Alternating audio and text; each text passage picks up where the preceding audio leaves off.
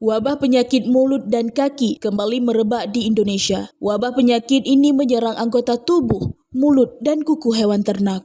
Pejabat Gubernur Aceh, Safrizal, saat meninjau proses vaksinasi ternak yang digelar Dinas Peternakan Aceh di kandang sapi warga di Kampung Emperom, Kecamatan Jaya Baru, Banda Aceh, mengimbau para peternak di Aceh untuk mewaspadai kembali merebaknya wabah PMK ini.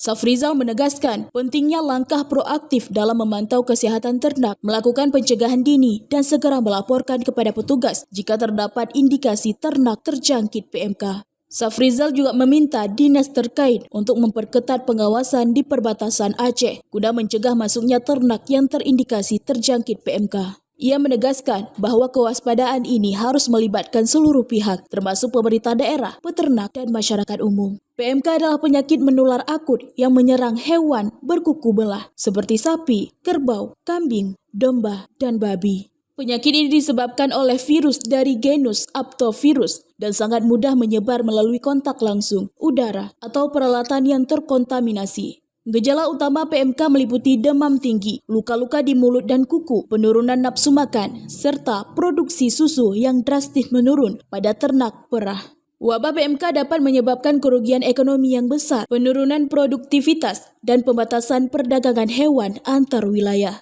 Oleh karena itu, upaya pencegahan seperti vaksinasi, sanitasi kandang, serta pembatasan mobilitas ternak sangat diperlukan untuk meminimalkan dampaknya.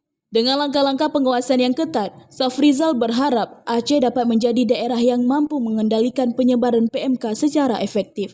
Ia juga mengajak seluruh peternak untuk tidak ragu melaporkan setiap dugaan kasus kepada petugas terkait demi kebaikan bersama.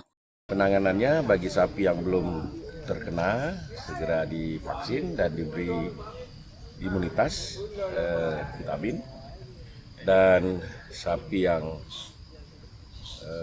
sudah terkena diberi perawatan atau obat. Yang sudah dia tidak dapat dari klinis, gejala-gejala klinis yang tidak dapat lagi diobati, disembelih. Ya. Jadi saya himbau kepada masyarakat untuk penanganan meluasnya wabah penyakit mulut dan kuku ini. Yang pertama harus dilakukan adalah merelokasi sapi-sapi yang terindikasi kena penyakit mulut dan kuku. Arus sapi apakah antar desa, antar daerah, bagi di wilayah yang sudah terkena untuk dibatasi.